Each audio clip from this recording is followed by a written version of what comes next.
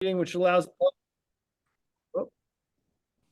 We're using Zoom for this meeting, which allows the public to participate in the meeting as an attendee. The chair can request members of the public to provide their names for the purpose of keeping accurate minutes for the meeting. Attendees must register to participate. The registration link is unique to the meeting. The registration link can be found in the description in the Nantucket Government TV YouTube feed for the meeting. Attendees will join in listening mode. They can click to raise their hand if they wish to speak. The chair will call on those who have raised the hand in the order they have raised it. All questions should be directed through the chair. As a preliminary matter, David Iverson, the chair of the planning board, permit me to confirm that all members and persons anticipated on the agenda are present and can hear me. Members, do we need just members, one when I deed call check your for this? name, please respond in the affirmative. Joe It's Topham. reviewed. I just want to. Steve, can It's you only one mute, recording, or Stephen, can you mute, please? Yeah, Thank just you. did. Thank you. Joe Topham. Aye. Or here, Nat Lowell, Here, aye. John Trudell, Here I. Harry Rector. Here I. Awesome. Oh, And boy, for it started. alternates, I started something. for alternates, we have Abby D. Molina, I'm here. I. John Kitchener, Yeah. Stephen. There's Stephen here. Great. Staff members, please respond in the affirmative. Billy Sod, Here. Megan Trudell, Here. Catherine Ansero. Here. Leslie Snell's not with us yet, correct?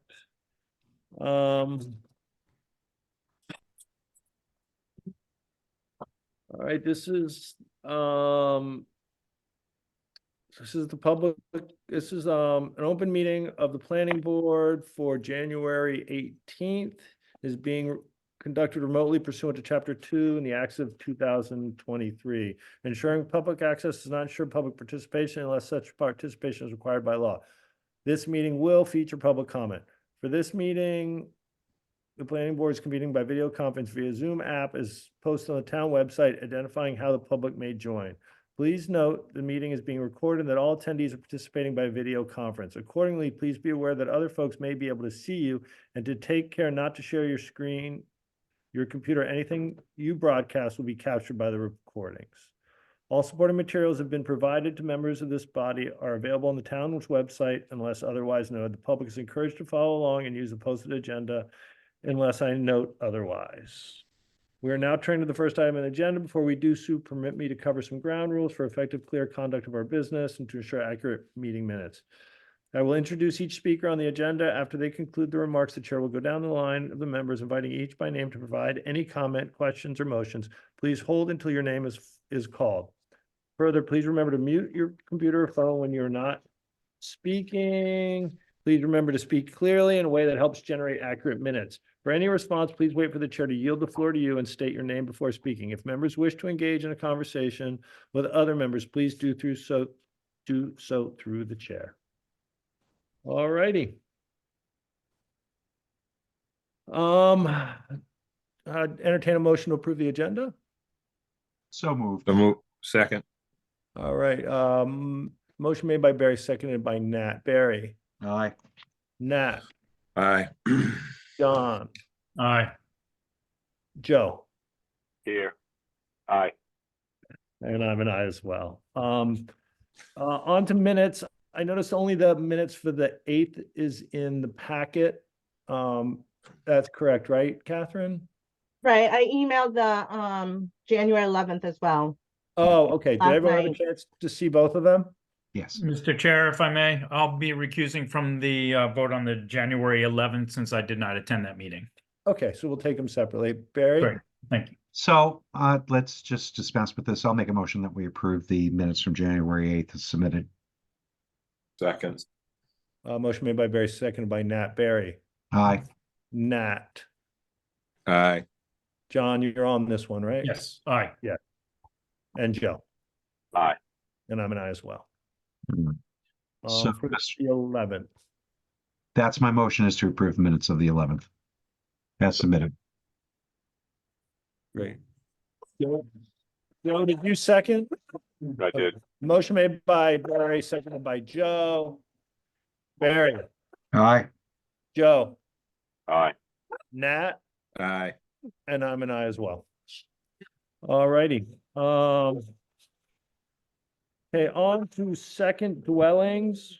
Does anyone, questions or need to step off of these? So we'll take them both. We've got Kobe Crenshaw at 24 Almanac Road, and we've got Frank and Susan Viano at 7A Crooked Lane. These are second dwellings. Barry, Yeah, Mr. Chairman, I'll make a motion at this point that we approve both of the secondary dwellings as aforementioned with the findings and recommendations from staff. I'll second. all right, thank you. Barry, made the motion, seconded by Joe. Barry, Aye. Joe. John, Aye. Nat, Aye. and I'm an aye as well. Okay, on to public hearings. First one up is 14 Trip Drive. Do we have Dan on? Welcome, Dan. Yeah, Welcome. so I'll make this really quick. I think we're all pretty well familiar with Trip Drive at this point. So at the last planning board meeting, the board voted to endorse the A&R plan, which has since then been endorsed. So that functions as the proof plan to show that 2 lots can be created. So now we're going back to the rear lot subdivision application, which we've all, I think we've looked at and talked about quite a few times at this point. And now with the proof plan signed up, the only real remaining questions, I think, on this were agreements on access, in terms of using the easement from Trip Drive and using the proprietor's road, just to the extent necessary for a driveway to the rear lot. I don't think there was I don't remember any other real questions on this one. Okay, great. Thank you, Dan. Board members, questions for Dan, comments? Mhm. This is a public meeting, correct? Mhm. And it has been opened. Is there anyone in the public that would like to speak? Keeping it at 2 minutes, please. Or is it 3, Meg? What have we been doing? I think the select board policy is 3. 3 minutes, okay. Mhm. Any hands up, Meg? I'm not seeing anyone, no. Barry? Mr. Chairman, I'll make a motion that we close the public hearing on this. Second, Second. I'm gonna give that to Joe. I think I heard him mumble first. There's, I think, a delay on your microphone.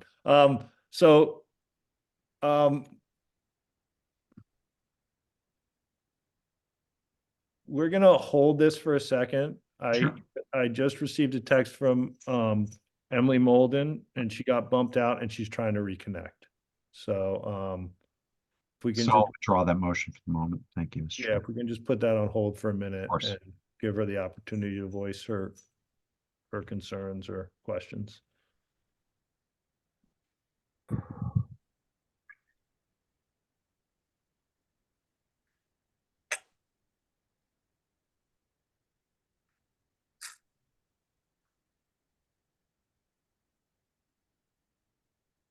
You see her trying to get back in, Billy? No, it's not webinar, so it's just everyone on the Oh, everyone's on, okay. Brady Bunch screen, so. We'll give her a minute or two and.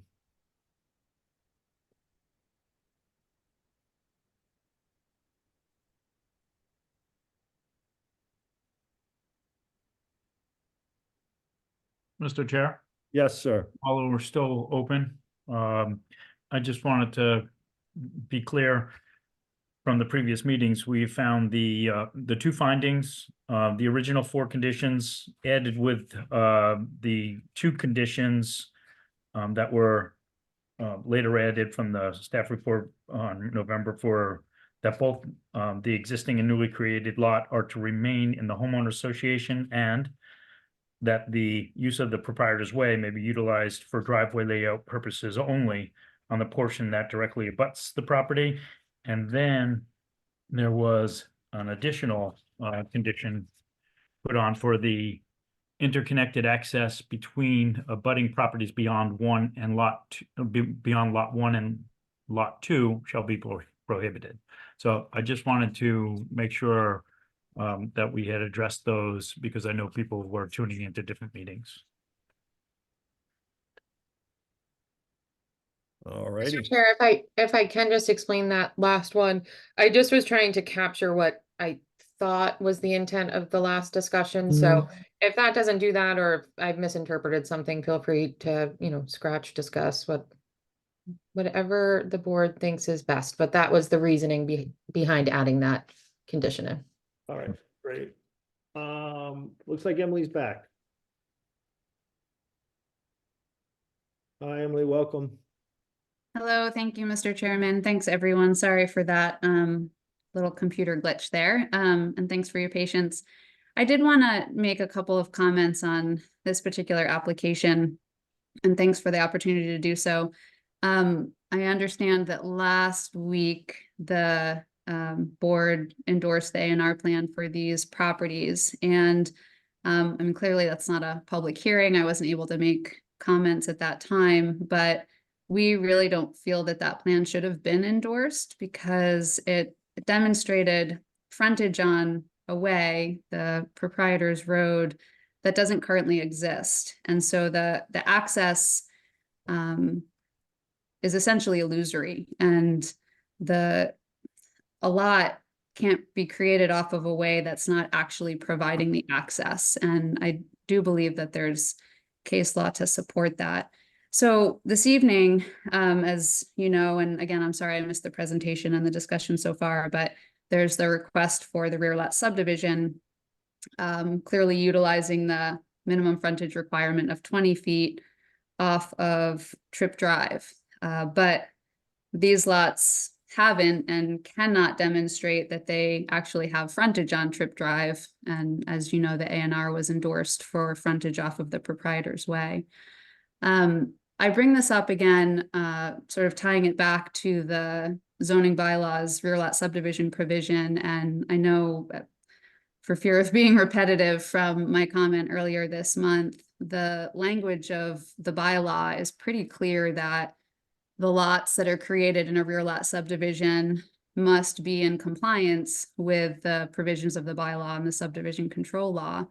And I know there was an explanation that there's a different process if lots don't naturally comply and require waivers, but the bylaw doesn't lay out or specify a different process for receiving a special permit if the lots do not comply. It's pretty clear that it states that a rear lot subdivision can only create the number of lots that naturally comply with their requirements. And in this instance, they're not able to demonstrate that they do comply because they don't have adequate frontage on Tripp Drive, where which is the access that does exist now.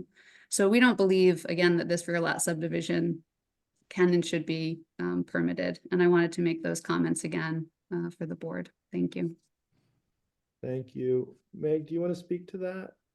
Or I mean, I respectfully disagree with the fact that the A&R does provide the necessary means as a proof plan, showing frontage on the proprietor's way. I think the intent in speaking with the applicant, and maybe this is more for Dan, is they don't want to clear cut. They want to preserve the existing vegetation. So, I mean, by all means, if they need to clear cut it to prove a point, I mean, I'm not suggesting they do so, but I think the intent was that they preserve the integrity of the existing character of the neighborhood. So showing it as a proof plan and as a concept, I think, from our staffable perspective, satisfies that requirement.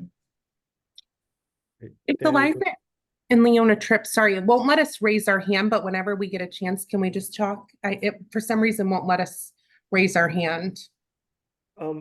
yes, Eliza, can you just give 1 sec? I just want to. Yeah, go ahead. I just don't know. It's not letting us give that option. So Right. whenever you're done, if you want to let us know when.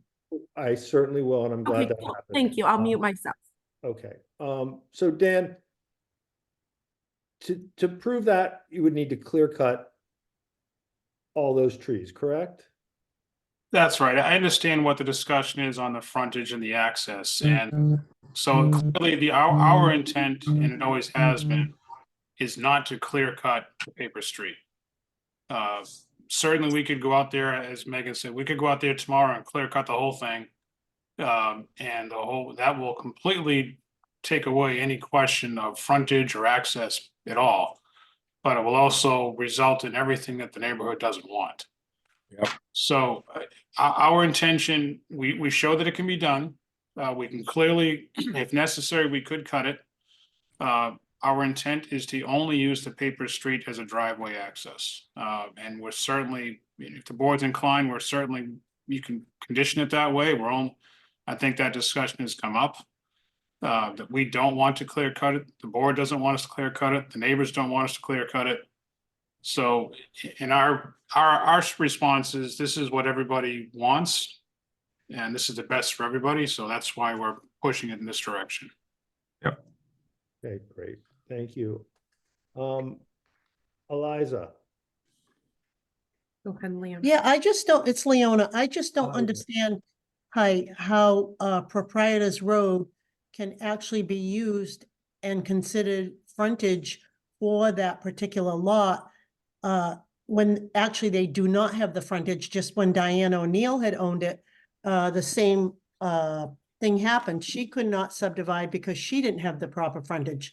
And now someone else has bought it and trying to do the same thing, using Proprietors Road and considering that as frontage. I believe Sarah Alger had last spoke, stating that it was illegal to use that as for frontage. And the last person that just spoke, I believe, stated, Emily Molden, I believe, stated it was illegal to use that as frontage also. I just don't see how it can be used when Diane couldn't use it, but now someone else can use it. I don't understand it. Thank you, Eliza. Dan, do you want to answer that, or? I can give Sorry a to quick put you in the hot answer. seat like that. Yeah, I'll avoid a back and forth to everyone, but I can say with pretty high degree of confidence that I had been working with Diane O'Neill and had the same exact discussions and the same exact proposals working with her. She decided to sell it and not proceed with doing all this herself. And I could say that I could get her on the phone, and I'm pretty confident she would agree with that, because I had these same discussions with her, similar application discussions, plan discussions. Like I said, she just wasn't in the position to pursue it on her own. So I don't know what was discussed or anybody else was heard or told, but definitely Diane was willing to proceed. And in my tenure, this has not been brought before us in my tenure, and I don't believe even in Nat's it has. So, Emily.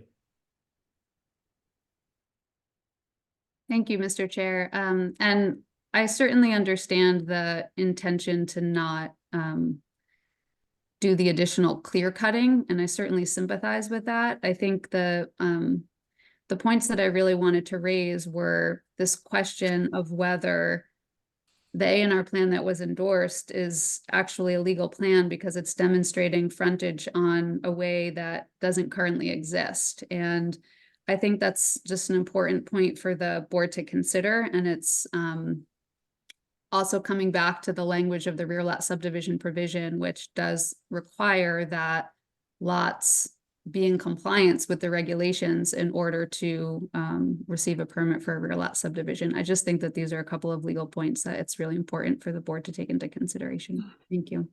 Thank you. I think, and I don't want to speak for my other members, but we've taken that into consideration, and we've chosen to take a path that keeps the character of the neighborhood as it is and not radically change it by clear cutting that road, creating that way to just show that we have frontage. And then in the end, the neighborhood has changed and we're not using that frontage. So I appreciate your position, Emily, but with all due respect, I think that the path the board has chosen is a better path for the neighborhood in the long run. Yes, John.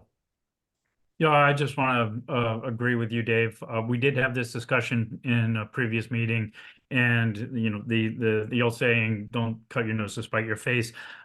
We don't want to say, okay, maybe there's a legal basis for that, not to use that, but all right, we'll continue this for another meeting, and in the meantime, they'll clear cut it, just to prove a point, then come back for that meeting, and then we would have to approve it. I think what we're doing is we're preserving the natural aesthetics by instead of proving that point by actually physically doing the work, we're doing it in a manner that we're getting the ultimate goal, I think, of everyone. So we have had this discussion in previous meetings, and I just want to reiterate what you had said. So I'm in agreement with that. Thank you. Thank you. Beth, And- is your hand up to talk about this? Can I just, real quick, Mr. Chairman? Oh, sorry, go ahead. No, we're good. All right, go ahead, Nat. Just, and, you know, I hate bringing up like the historic things that like, you know, have to be reminded every once in a while, but these roads can be opened. Like, we've been through this before in the past. Paper roads can be opened by butters. And it gets ugly, okay? And some of the things that used to go on at this board for second dwellings and grading and like huge improvements that nobody wanted used to happen for just a second dwelling, let alone something like this.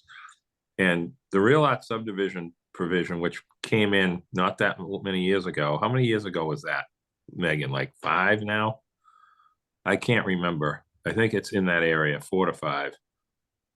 Is allowed us to create better looking, older looking properties with driveways instead of roads, in things that look more natural to Nantucket. And that's kind of what this is going to end up being like, is not going to look like a subdivision. It's not going to look like a lot of work was done destroying trees. This happened at that lot at the end of Brewster Road. Remember that, where the road went into their property, and to do an A&R, they had to cut so many trees to do that. Like this is a similar situation, except that they have that proprietor's road there. So I just want to bring that up as just an overall thing that's better for these type of situations at the end, for the neighbors, for the neighborhood to remain looking like it was. Thank you, Matt. One more time, Beth, is your hand up for this discussion? Yes, hi. I just wanted to say that I'm in favor with what the planning board has made a recommendation of on this. I don't live too far away, and it just seems to make sense, you know, not to clear cut. So that's all I wanted to say. Thank you, Beth. Appreciate that. Eliza or Leona, anything else before we close the public? Yes, yes, please. It's Leona. I don't know what happened last week. However, we weren't informed of any meeting last week. I just don't, once again, this keeps seeming to go on and on. I don't see any legal basis for this. There's no frontage for that lot, Proprietors Road. It's not legal. This is what Nantucket keeps coming to over and over again. Something being illegal. And I don't know when we're going to put an end to it. You know, I mean, you want to go back into history, and this is what's happening. This is what's happening to Nantucket. Everything is just being overlooked. We don't care if it's not legal. It's okay. Oh, it's simple. That's the word now. It's simple. It's not simple. It's not simple when something is illegal. And the frontage to that lot is not there. It's not, to me, it's not simple. I live on Trip Drive. I have 2 lots on Trip Drive. What is going to happen to Trip Drive? Nothing. No, absolutely Again, nothing. You got lug one zoning now. All due Yeah, respect. yeah, this whole subdivision map, it is not legal. This rear subdivision, it does not have the frontage.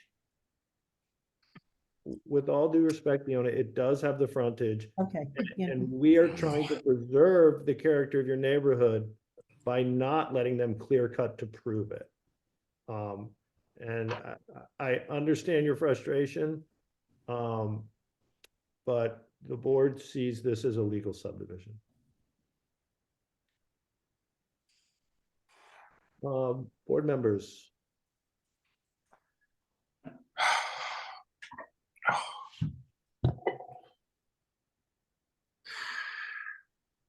Wow. Terry?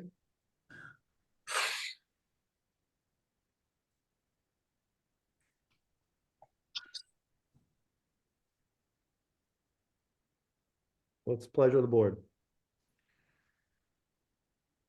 If there's no one else from the public, then I would entertain a motion to, or I would make a motion to close the public hearing. Thank you, John. We have a second?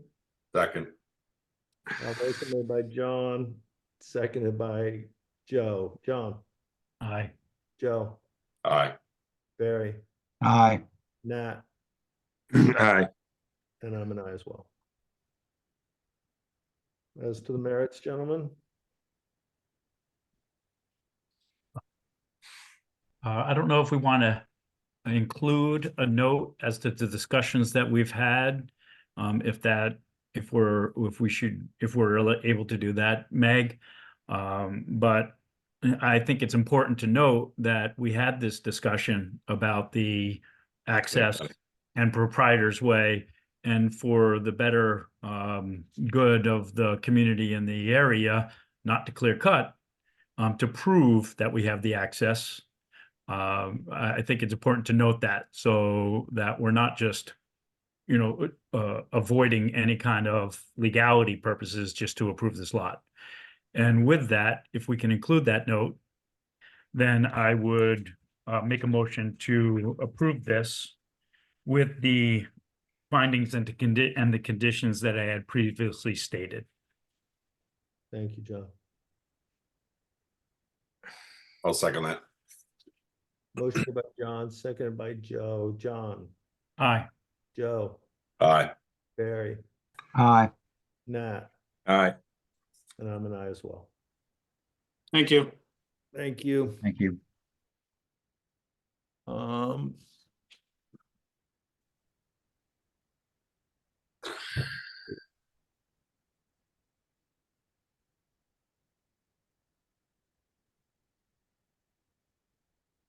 Okay, next we're on to La Barca Realty Trust, 52 Brunel Street. Mr. Chairman, I'm recused on this one. Okay, thank you, Joe. Dan?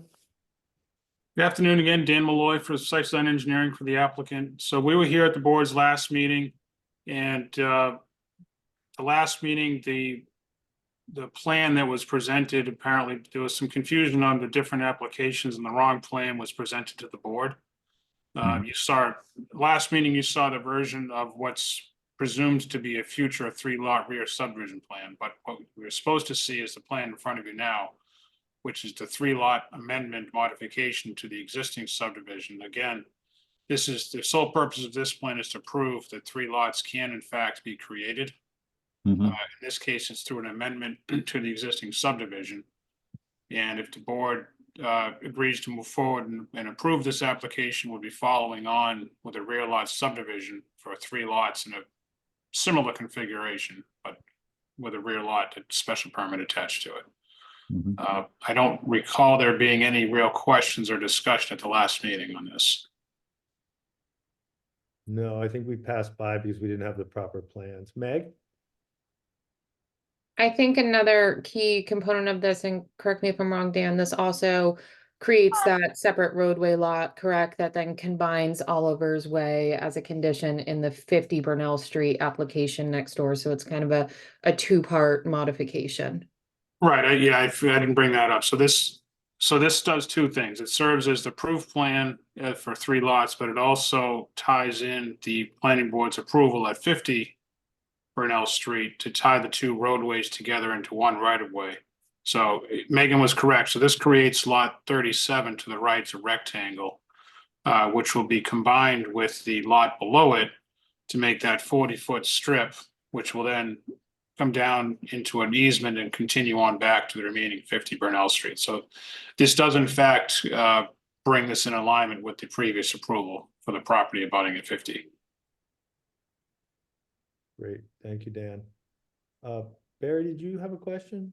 No, I think that was answered by Dan, because I just wanted to hear what the status was on lot 36 and 37, but. Yeah. And there were also, I think we mentioned last time, Ed Pesci had some comments, and that has to do with tying both subdivisions together, and we have no issue with his comments either. Great. Anyone else from the board before I go to the public?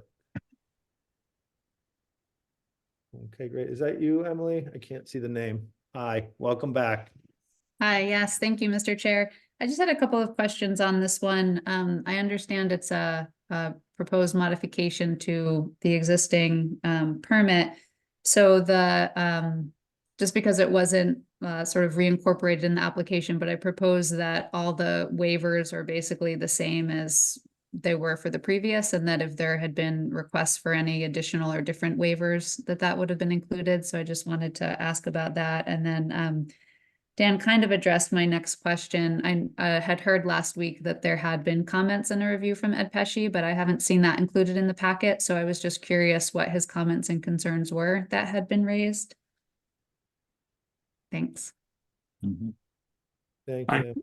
I can give a quick outline if you'd like. That would be great. And if staff could pass that along to her after or during the meeting. Go ahead, Dan. So what Mr. Pesci was looking for, so the application, the plan that he saw was only of the lotting, the subdivision plan that created the lots, and his comments had to do with basically ensuring that the board received and approved the actual roadway plans, the drainage, the utilities, the grading, and everything to go with the road itself, which you absolutely will get, and Ed Pesci will obviously review them. And that was also, basically those plans were also seen as part of 52. They just weren't incorporated into the application for 50. I'm sorry, they were seen for 50, but not for 52. But the plans will be incorporated as one essential, 2 subdivision approvals, which will essentially rely on one set of plans showing all the required roadway improvements, in which Mr. Pesci will certainly have a chance to review and will have to address any of his comments. Great. Thank you. Anybody else in the public that I can't see by chance?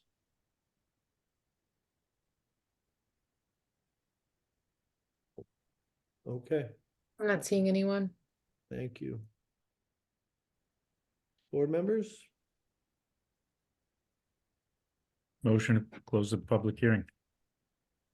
Second. Motion made by John, seconded by Barry. John, Aye. Barry, Aye. Nat, Aye. and I'm an aye as well. As for the merits,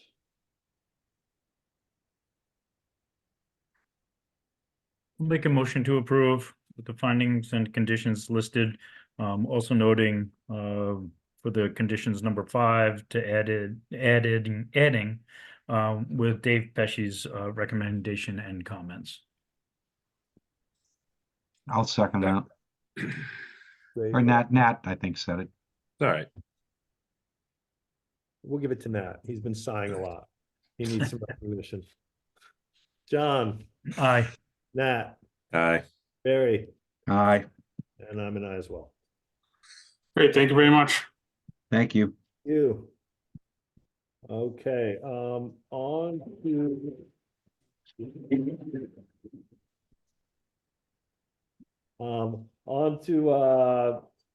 ATM warrant articles. We have first one up would be Mr. Chair. yes, sir. So I'm going to recuse myself from discussion on these two just because I was not present for the January 11th meeting when this took place. Okay, Great, thank you. great, thank you. So the first one. I don't think that these were open, Mr. Chair. They were. One The, was. the greenhouse one was, the Yeah. short-term rental was not. Yeah, Right. so we have the greenhouse. With that, I'll still keep my recusal in place for both of those because from the last couple of years, I've always recused myself from the short-term rental conversations. Mhm. Thank you. Great, thank you, John, good to see you. Thank you. So first one's BB, revisiting the greenhouse shed. I think Meg did some work on this, with the language that made it make more sense, I think, and hopefully the proponent was in agreement. Meg? Yes, so I included in your packet is a proposed motion for your consideration. What it did was just clarify that it was an or shed or greenhouse shed. I also thought it was important to capture language changes that happened with the definition of ground cover at last year's annual town meeting that are not yet reflected in E-code. So if the board's favorable of this and were to amend based on the old language, I didn't want it to get tossed out once it got up to the Attorney General. So the proposed motion for your consideration includes the proper language as was modified at last year's ATM, in addition to inserting the greenhouse or greenhouse shed. Thank you, Meg. Yeah. Is Beth is here. Beth, do you have any words or? Hi, I just, the intent is just to be a choice and not to exceed any of the existing, 200 square foot footprint for a shed. And Megan and I had a good, clear conversation about it, and I think we're on the same page. So I just hope you favorably endorse this as an option for everybody Great, and to have a choice. Thank you. thank you, Beth. Board members? Questions, concerns? Barry? I just want to see if there's anyone else from the public before we start moving ahead. I don't see anybody. All right. So Right, I'm we're going good. to, pardon? I was just checking with Billy, making sure. No hands were raised. Great, Okay. So I'll make a motion at this point that we close the public hearing on this. Second. Motion made by Barry, second by Joe. Barry, Aye. Joe, Aye. Nat, Aye. and I'm an aye as well. So I'll make a motion at this point is that we give this a positive recommendation for town meeting, and that includes the new verbiage in there to reflect what occurred with ATM 23, with what we did. Second. Great. Motion made by Barry, seconded by Joe. Barry, Aye. Joe, Aye. Nat, Aye. and I'm an aye as well. Thank you, Beth. Good luck. Thank you very much. Appreciate you all. Thanks. Okay. On to Mr. Cohen's Article Q, zoning bylaw regulation residential rental use. Welcome, Stephen. Hi, Mr. Chair.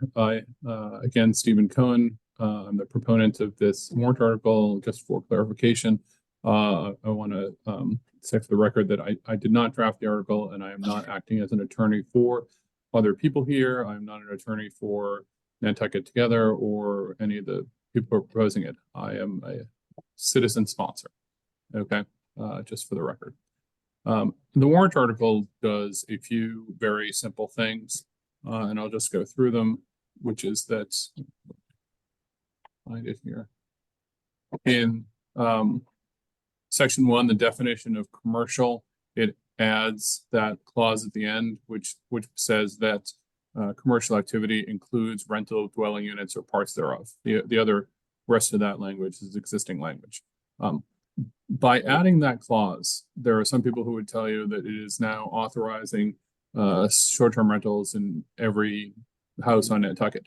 The reality is what that clause does is reflect the existing policy of the town of Nantucket now. It reflects other language in the zoning code, and it reflects a determination made by the building commissioner and the zoning board on multiple occasions. So the impact of this would not be to change anything. It would just be to codify that and clarify the existing legal situation. It would not add anything new. However, what it would do, hopefully, is get rid of all of these lawsuits that are currently happening in which Act Now or some other people are suing their neighbors and trying to assert that because there's some, because it's not clearly stated in the bylaw, it's not the case. So the intent here is to get rid of those lawsuits by codifying what's already in the bylaw more vaguely and what is already the existing position taken by the building commissioner and the zoning board of appeals. The next section about corporations would be to help with a different bylaw that's also proposed, which would prohibit short-term rentals by essentially large companies, but allow them by either individuals or individuals who own through LLCs or trusts, but that are underlying, that have the underlying ownership of individuals. So I think that there is a relatively uniform consensus in whether you're for or against STRs, that nobody really wants large hotel or real estate companies coming in and buying up short-term rentals, houses to use as short-term rentals, and that they should be, if they're going to be out there, be owned essentially by people or families or small groups or whatever. So that language is to go hand in hand with a different bylaw that's proposed that would prohibit essentially corporate ownership. And then the next two sections would create clarity around what is and is not a short-term or long-term rental in the zoning bylaw, essentially drawing the line at 31 days or less being a short-term rental and 31 days or more being a long-term rental, with an exception that I think is also relatively uniformly accepted, that if you have rental of less than 14 days total for the year on the property, that's not considered a short-term rental, even if you have that as two 1 week rentals or 1 2 week rental, or however you get to 14 days. If you're less than 14 days, then that's an exception. And that provision is designed to go hand in hand with a provision in federal tax code that allows people to rent out their houses for 2 weeks and not pay taxes on it, which I think is a common activity for some people here who make a good little bonus by doing that. The other language in there is administrative. So I guess what I would say is that is what is in my article. What's not in my article, compared to the two similar articles, are two provisions. There's an article that Mr. Kopko has filed that I believe is does similar things, but also would prohibit anyone from having more than two short-term rental ownerships. So I just would clarify that there's no limitation on the number that a person could have in my articles. And then I believe that the select board is considering a article that's based on an article from, I think, Provincetown, that has an additional provision that would prohibit short-term rentals in timeshares. Now, I don't know why that may or may not make sense in Provincetown, but I would tell you it's not included here. And when I thought about it, I didn't really think there was any good reason to include it, because on Nantucket, there are really only, there's two timeshares. You really can't have new timeshares. You can only have the existing ones. There's the Mariner House in town. There's the Captain's House, also on Union Street in town. And then there's the cluster of them out in Tristram's Landing. All of those are already cut up into 1 week ownership intervals. So it doesn't really strike me as having any benefit to prohibit short-term rentals in houses that are already cut up into 1 week rentals. I don't know what the difference is if those 1 week rentals are used by the owners of those weeks, or if they're used by people who happen to rent them. And in most of those situations, the people who own them own multiple weeks. They own like a prime summer week, and then they own like some shoulder season weeks. And it's a common practice for the people to use their summer weeks and to rent out the shoulder season weeks to people who are coming for weddings or to go hunting, or other reasons why people come in the shoulder seasons to go to the various festivals that we have. And again, if the owner comes for that week, there's no long-term use regardless of who's in there. It's never going to be more than a week. So I didn't really see why bringing that in would add any benefit. Although You know if that's paragraph K in that article? I don't know Because off the top of my head. They voted to approve that going on the warrant, but struck paragraph K, which I'm not. Meg, do you know which paragraph that is? I haven't read the select board's article. Oh, I can find it. If you give me just a minute, hold on. Yeah. But they did move to first they said not included, then they approved it and with the striking of that language. So bear with me. Okay, so while Megan checks with that, Trying to save you the carryings on it if it's. Okay, you assume I want to not hear myself talk, but which I don't. I'm happy to be done. But anyway, I think that covers sort of what's included in the article, and then also what's not included compared to these similar articles. Great, thank you, Stephen. I just want to remind our board that our purview is only on the zoning portion of Stephen's article, and that none of those other articles have a zoning component to them that I'm aware of. So, So it was dealing with the multiple okay. dwelling units. Okay, all right, so it wasn't, so that does exist. Yeah. Yeah. Great, thank you. Yep. So again, just to remind the board that I think it's part of the puzzle and we should think about it, but really our only real purview is the zoning piece. Barry? If I can, through you, Billy, could you bring that language back up that was submitted to us? That was just up was the select board's article that they asked town council to give us a version of province towns, and they voted on the warrant. But I want to go back to what Mr. Cohen has brought before us at this point, because I've just got one question. Can you scroll down a bit, please? Keep going, right there at section 2, stop. So through you to Mr. Cohen. Yes. I'm a little, trust me, first of all, the first thing I want to say is I really like what you've done. Thank you for doing this. Sure. The only thing that I found that kind of caught my attention was it says amend chapter 139-7A between tertiary dwelling and apartment use in the use column and what? See what I'm saying? Add Y, it's what he intends is past the signatures on the next page. So I think this is kind of a typo. Did I miss it on the next page? Because Oops, stop. there it is. There we go. Yeah. I was looking high and low for that bloody thing, and I just completely kept skipping over. Thank you. Yeah. Thank you. Any other So questions? if I could just clarify the point that Barry brought up is that if you were to only adopt the language in the definition of commercial, you would be allowed to have short-term rentals in any district. And so by creating it as a use and then saying no somewhere, it allows it essentially everywhere except the CI district. Got it. Thank you for that clarification. And then obviously the other point underneath that it brings in a strict compliance situation for compliance with taxes and septic issues and those kind of things. So if you're not in compliance with town regulations, you haven't paid your taxes, you would not get your permit. Got it. Thank you. Thank you, Stephen. Anybody else on the board have questions? Stephen, what would be the outcome if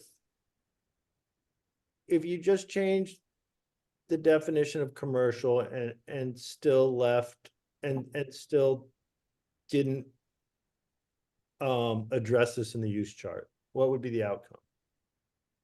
Right. So if you only adopt the change in the commercial, then STRs would be allowed in any district. If you if you want to ban it in any district, you have to add it to the use chart and then add the no somewhere. If you were not going to add any no's, there would be no reason to add it. Or if you were not going to, or you could potentially do by ancillary or special permit if you wanted to also. So you don't need to add it as a use if you don't want to ban it anywhere or require it to be ancillary or special permit. Thank you. Board members?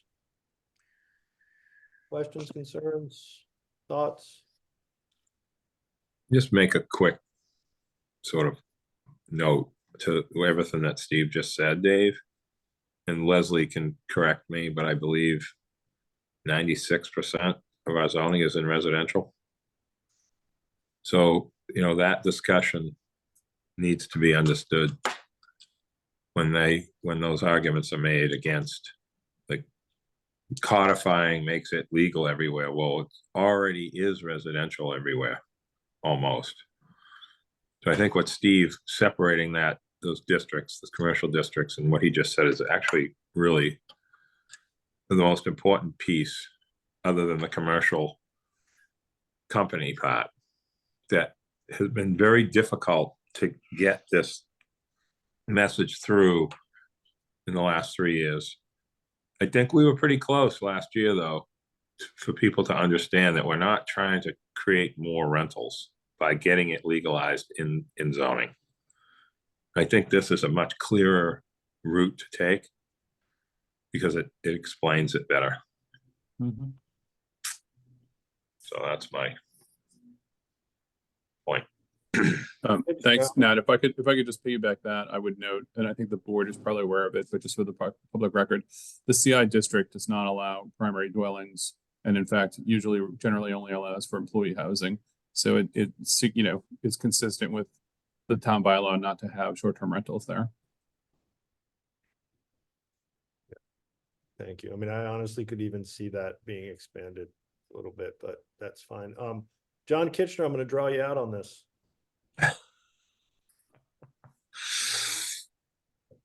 You're muted. Muted. Mr. Chair, I think I could get behind it. So my comment isn't really, Stephen, about this. I think it's fine. I worry, which is not for this meeting, that, you know, all of the guardrails that we spent so much time have gone. And so now we have it, what those that were against it, you know, were afraid of, but now the guardrails have gone. And I'm just struggling personally a little bit with that. But, you know, what Mr. Cohen is presenting is very clear. And yeah, Stephen, I wish you well with it. Thank you. Thank you, John. So I'm going to jump in. I truly appreciate what's been brought forward here. My concerns is that none of the concerns have really been addressed. And I'm not sure where to go with that. I mean, I think that, you know, yeah, low-hanging fruit is corporate. It's a small percentage. I think the greater concern is STR only homes, and that hasn't been addressed here. And it hasn't been addressed by anything that's brought forward. And even though I think that at some level this should take place, I just have great concerns about further growth of STR only homes. Joe. Thank you, Mr. Chair.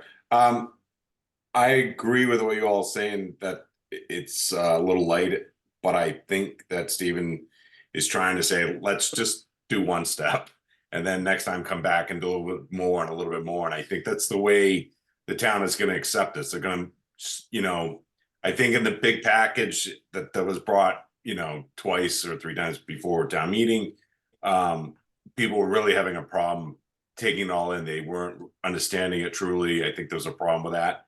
So I think that if we can start just let's start with one zone, and then we kind of come back and walk this up. So people really kind of understand, all right, this is in place. What were the ramifications? Were there any ramifications? And I think that this is kind of a smart move. I think just slowly bring this into effect so that people don't realize that, or don't think that their rights are being taken away, and they're going to witness that they're not being taken away. And that's the whole point of this. So thank you. Thank you. John. Yeah, through you, Mr. Chair. Stephen, would there be any way at all that you would entertain taking one or two of the key pieces of the old Article 1, and we could discuss which they are? I don't know whether it's legal anyway, but is there any way that a couple of them you could find their way into your article, or is that a non-starter? For example, we had something in there that helped limit the STRs by not commercial, yes, but people buying more than one and not living in them at all. And that it seemed to me from the data we saw at that point, that kind of activity by people buying stuff just for STR was at the lower end of, if there is such a thing, of the price level of homes on Nantucket. So I just, is there any way something like that could make it in, or no? So, John, I personally would not be for that, although I'm certainly open to listening to the suggestion. But I think really the problem is it would be difficult to get something like that past the scope rule. Like, you can't change the scope of the article after the timeline for submission has been, once the warrant is done. There are some things that could be done, like, for example, Michael Kopko, I assume, picked the number 2 in his STR restriction. It might be because he thinks that that's the right number, or it might be because you can't go lower, but you can go greater, I think, under the way changes. So you could have, if he had picked 5, you could never make it less, but you can always make it more. And I don't know that he knows that or cares, but it's just an example of something that's sort of easy to understand. So if you wanted to talk about something that could amend my article, we'd have to figure out if it was within the scope before we could figure out if it was something I'd accept as a friendly amendment. Thank you, Steve. Thank you. Anne?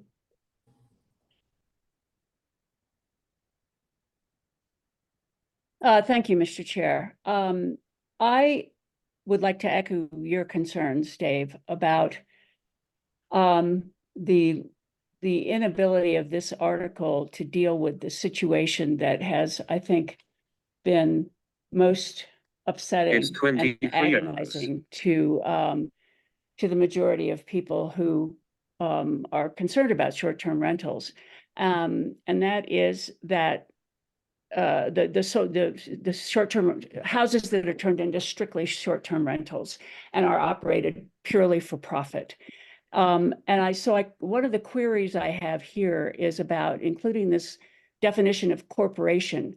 A corporation is just one legal structure that can invest in property.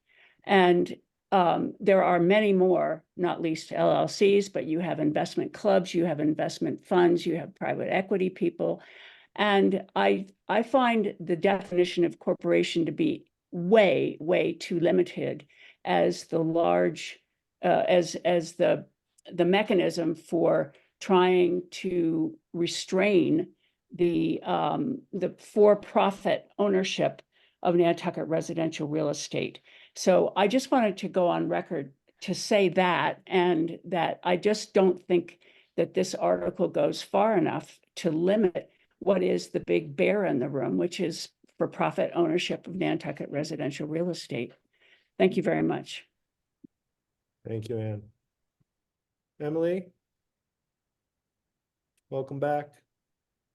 Thank you, Mr. Chairman. I wanted to actually ask, I was reminded, I think it was last year before town meeting, there was a citizens petition to change the definition of commercial, I believe, and I don't have it in front of me. I don't remember the details of it, but I seem to recall it was somewhat similar. I could be wrong and corrected, but I know that at the time, the planning board was not interested in supporting that. And that may have also had to do with the desire to not put support behind anything while the short-term rental work groups discussions were still ongoing. But I think to sort of piggyback on Mr. Kitchener's comments as well, reflecting on the last few years, I think that as far as baby steps go, the zoning change is what has been most concerning and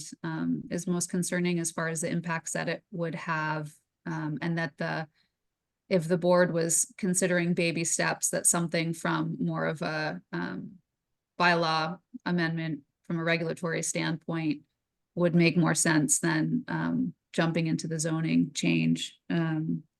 But I just would question whether the planning board would want to move ahead and support a citizen's petition such as this. But I just wanted to raise those. Thank you. Thank you. Kathy. Hi, Hi, welcome. how are you doing? Happy New Year. Good, same to you. Okay, so one of the things that this hasn't been mentioned here is the third portion of Stephen's article here, which really relates back to some of the concerns I just heard. The zoning is only applicable if the short-term rental is in full compliance with whatever is in Chapter 123. Chapter 123 right now has the registration requirements, noise remedies, and so forth. That already has some regulations in there. And what this is saying here, as I read it, has to be in strict compliance with all present and future regulations contained in Chapter 123. That is where you would put, for example, the non-zoning component of this article, which I think is listed right now as Article P, or Article M, which is Mr. Kopko's. Any one of those goes and adds restrictions to Chapter 123. So as you say, for example, if M were to pass, then you'd be limited to 2 STRs, and the zoning would be illegal for those things. So anything that's added to the general bylaw for short-term rentals would then become a requirement for the zoning to be legal. So I think the guardrails are there, but where you put those guardrails would go on the general bylaw side of things and not the zoning part. At least that's my understanding. Thank you. Thank you, Kathy. Yeah, for me, I think that that the zoning is a huge leap without, I appreciate the baby steps, but I would like to see the baby steps for me in the general bylaw before we get to the zoning. But that's my personal opinion. So board members.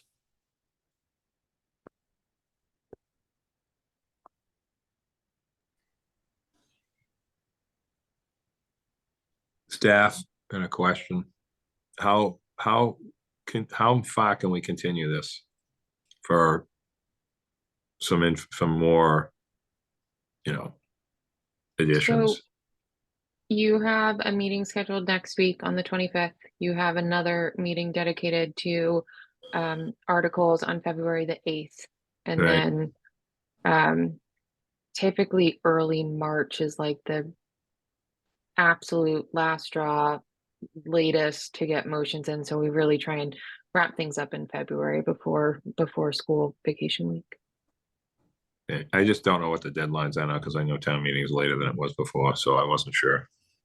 I would aim for the 8th would be like the last opportunity for continuance if at all possible. Now, is this about more information, or is this about wanting to sit on it for a minute? I mean, Wait, and either way is fine. I just want no, I just what you want. I hate to see us sort of, here we go. Now the corporate thing now seems to not matter anymore. I thought that was the biggest thing. So it's hard for me to keep up with the latest problems. You know what I mean? Dave, sorry, but that's Oh, no, kind of frustrating. Because I think we're on to something. And I just don't want to see us not be 100% sure if we don't give this positive, I want to have the right reasoning why and how it's on the warrant. You know? Yep. So that's my thought. I'm not saying I fully support it 1000%, don't agree with anything you just said. I'm just saying I want to make sure we get it right. If something can be changed or you know, whatever to make it better, or if we don't give it positive, I want to make sure that that's explained right. No, I So- agree. And I don't think it's bad if we sleep on it. I don't think that's sending a bad message. Barry? No, I mean, truthfully, I believe Joe said the right things here at this point. Yeah. And I have to agree with him and Mr. Cohen that I think in order to finally clarify this topic, short of saying no, never, it's not going to happen on the island, and someone needs to do that if that's going to be the case, that it's better to try to work through this in consistent phases. I don't think you're going to get Nat, I don't think you're going to get what you want here by sitting on this for a bit. I mean, people have had an opportunity to review it.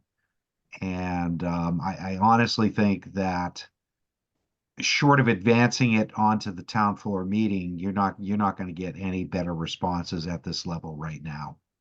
I think people, you know, who don't want to see this happen are going to save their ammunition for town meeting. You're not going to hear it here. Because, you know, for however many public hearings you have. A few people may come out, but I don't think you're going to get the response that we saw like at last year's town meeting.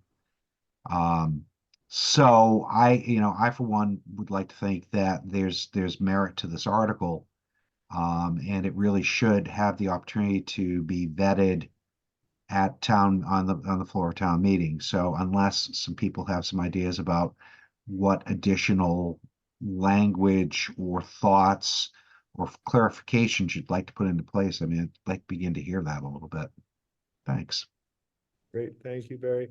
Can I go to Leslie real quick, Stephen, and I'll come back to you? I'm sorry. Leslie? Yeah, so I'm thinking that there are two other articles that are proposed for general bylaw amendments. There's the companion article to this proposed by Mr. Cohen. There's an article proposed by Mr. Kopko, and there's an article proposed by the select board. And I think there may be some conflicting definitions, maybe not conflicting, but inconsistent definitions between the three. So if you're interested in pursuing this one as a zoning bylaw amendment, it may make sense to wait a little bit, see the direction that the FinCom is going, and see if changes need to be made in the language of these definitions to be consistent with whatever it is that they're doing. And maybe that's something that will or won't line up, but if you close the hearing and take action now, you're not going to have an opportunity to do that later. Mm-hmm. And I think that in the select board meeting last night, that was their intention to try to bring the parties together and work those inconsistencies out. So I will respect the board's decision here, but I think we should at least maybe let it go a week and see what the planning board does. And if FinCom. Well, there's FinCom too, but the planning board's trying to have a unified front here with articles. And so that my understanding from just watching the meeting is that they were going to Select the two proponents of the other two articles. Did you watch the meeting, Leslie, last night? No. Keep saying planning board, but do you mean select board? Select Yeah, board. he does. Yeah, okay. I was getting confused. Yeah, I thought I was at the wrong meeting. No, I was at another meeting as well, so. I was not feeling well and I was asleep, but Megan went to the meeting, so she may have some insight on that. There you go. Meg, what was your sense? No, I agree with that assessment. I think town council drafted some language to be similar to the Provincetown article, and they made some amendments to that. But I think ideally, my sense was from viewing that meeting that they would love to move forward with something unified with everyone in agreement. So I think the suggestion of holding off to see kind of at least in the next few weeks how that pans out makes complete sense. Barry. Yeah, I didn't realize there was such a wide degree of disparity between the three articles in relation to some of the the more concrete issues that we have here before us at this point. And Leslie, based upon that alone, I agree. We ought to wait. But is there a way to message the FinCom that when they're reviewing those articles as well, since they won't come before us, that somehow is a cause for concern? That we should be aware, I'm trying to think how do we all get onto the same page here somehow. Well, I can definitely reach out to the chair of the finance committee in terms of scheduling to let her know that you all would like to see what direction they're going before you make your motion on this article. And I know that she's very sensitive to the schedule for the warrant and sticking to it. So I'll see what I can find out and we'll go from there. With that said, I think we also need to reach out to the select board and let them know that they need to do something in the next couple of weeks, because we need to finalize whatever we're going to do here. Yeah. If that's possible. Put it Steven. back to Steve. Sure. So I appreciate the board's comments and the direction you're going with it. I think Leslie's point is an excellent point. And I think the board would be prudent to keep the hearing open and see what develops at the FinCom and the select board. And that I'm obviously fine with that. I guess I'd make two points. One is that zoning is supposed to regulate uses and dimensional issues and nuisances, right? And so that's what I'm trying to do here. The people who talk about economic winners and losers, that's not what zoning is for, right? So I'm not saying you're right or wrong. I'm just saying that zoning is not supposed to pick what is happening. If something is if somebody buys a house as for their personal use, if someone buys it as an investment, plenty of people buy houses on Nantucket that are not expensive houses, and they make them expensive and then they sell them. There have been $5 or $6 million houses sold on Parker Avenue that would have been considered to be much less affordable pricing before they were fixed up. But we don't put rules in place that say you're not allowed to make large investments in lower end neighborhoods and suddenly turn them into, gentrify them essentially. And I think that is not really what zoning is supposed to do. Look at the economic situation. There are other ways to deal with that, but I don't think it's what zoning does.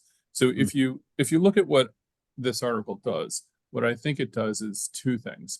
It tries to create a framework for short-term rentals, and it tries to adopt 2 or 3 or 4 of the consensus issues where they won't be owned by large corporations. They won't be you have to be in compliance with all the rules, pay your taxes, be good, compliant septic system, those kind of things, and keep it and adopt that rule about the 2 weeks under the IRS code. There are simple things that nobody, I think, is that are non-controversial. There are some people who would like to see more. They'd like to see a limit on the number you could have, or a limit on where you can have them, or those kind of things. And I think that those limitations, while potentially, good or bad, do not have a consensus. And that's why we have warrant articles that keep getting defeated.